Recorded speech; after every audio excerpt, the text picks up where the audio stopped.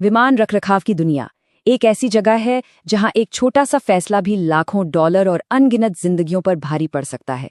और आज हम एक ऐसे ही फैसले की बात करने वाले हैं, एक ऐसा फैसला जो अक्सर बहुत ज्यादा प्रेशर में लिया जाता है। आग लगने पर सही एक्सटिंग्विशर कौन सा चुने, यहाँ एक एक सेकंड कीमती होता है। तो चलिए सीधे मुद्दे पर आते हैं। तो सबसे पहले हम ये समझेंगे कि एक हैंगर में असल में खतरे क्या क्या होते हैं। फिर हम अपने दो मेन टूल्स यानी CO2 और ड्राई पाउडर को आमने सामने रखेंगे।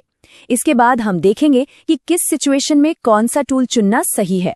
और हाँ, आग बुझने के बाद जो छिपे हुए खतरे रह जाते हैं उन पर भी बात करेंगे। और आखिर में एक फाइनल सेफ्टी चेक से अपनी तैयारी को पक्का करेंगे। तो सबसे पहले बात करते हैं काम करने की जगह की। देखिए, एक एयरक्राफ्ट हैंगर सिर्फ कोई बड़ा सा गैराज नहीं होता, बिल्कुल नहीं।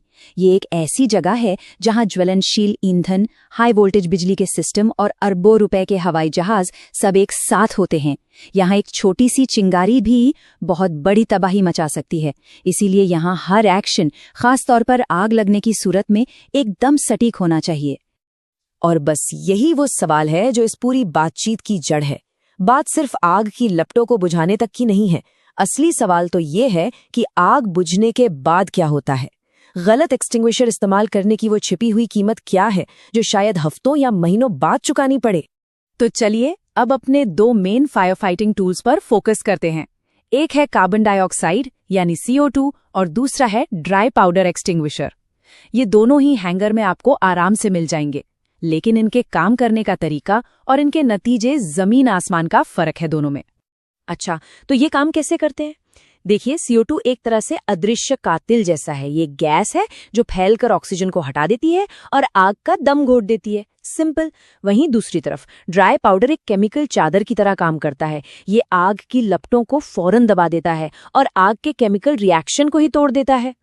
इमरजेंसी में सोचने का वक्त तो होता नहीं है, इसलिए इन्हें देखकर पहचानना बहुत जरूरी है। हमेशा ध्यान में रखना है काली पट्टी और हॉर्न वाला नोजल मतलब CO2 और नीली पट्टी मतलब ड्राई पाउडर। ये पहचान टीम के हर मेंबर को एक नजर में होनी चाहिए। ठीक है, तो पहचान तो हो गई। अब देखते हैं कि इन्हें इस्तेमाल कब और कहाँ करना है। एविएशन के माहौल में अलग अलग तरह की आग लगने का खतरा होता है और हर आग के लिए सही एजेंट चुनना बहुत बहुत जरूरी है। ये टेबल सब कुछ साफ कर देती है। जरा ध्यान दीजिए, क्लास B यानी फ्यूल या तेल की आग और क्लास C यानी बिजली की आग, इन दोनों के लिए CO2 को बेहतर माना जाता है। क्यों भाई? सीधी सी बात है, क्योंकि अपने पीछे कोई गंदगी या अवशेष नहीं छोड़ता। लेकिन, और ये लेकिन बहुत जरूरी है, क्लास D यानी मैग्नीशियम जैसी मेटल की आग पर CO2 का इस्तेमाल खतरनाक हो सकता है, धमाका भी हो सकता है। उस सिचुएशन में ड्राई पाउडर ही अकेला और सबसे बेस्ट ऑप्शन है। तो चलिए इसे असली सिचुएशन में रखकर सोचते हैं। मान लीजिए कॉकपिट के किसी पैनल में आग लग जाए। वहां CO2 का इस्तेमाल होगा ताकि लाखों के एवियोनिक्स खराब ना हो। लेकिन अगर लैंडिंग के बाद किसी हवाई जहाज के पहियों या ब्रेक में आग लगती है जहां मैग्नीशियम होने का चांस है, तो फिर बिना सोचे समझे सिर्फ और सिर्फ ड्राई पाउडर ही इस्तेमाल करना होगा। चलो मान लिया आग बुझ गई, सब ठीक हो गया।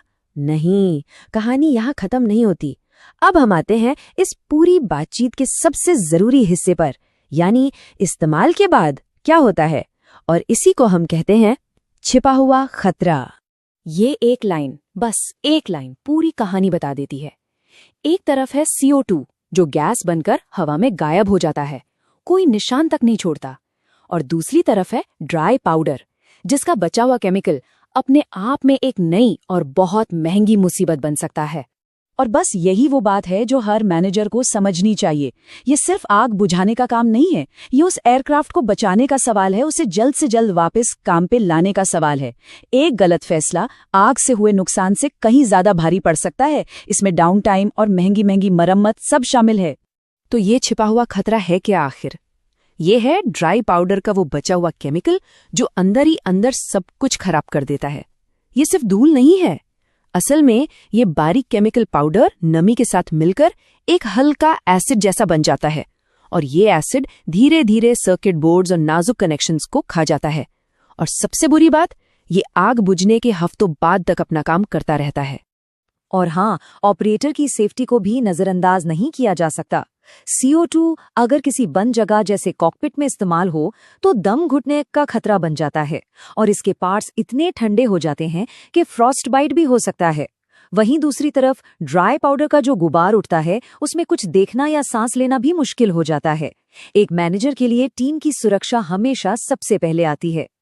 तो अब इन सारी बातों को एक साथ जोड़ते हैं। चलिए एक साफ सुथरा एक्शन प्लान बनाते हैं, एक स्टैंडर्ड प्रोसीजर, ताकि इमरजेंसी के वक्त हर किसी को पता हो कि उसे क्या करना है। देखिए, कौन सा एजेंट चुनना है ये थोड़ा मुश्किल हो सकता है, लेकिन किसी भी एक्सटिंग्विशर को चलाने का तरीका हमेशा सिंपल और स्टैंडर्ड होता है, जिसे कहते हैं पैस टेक्निक।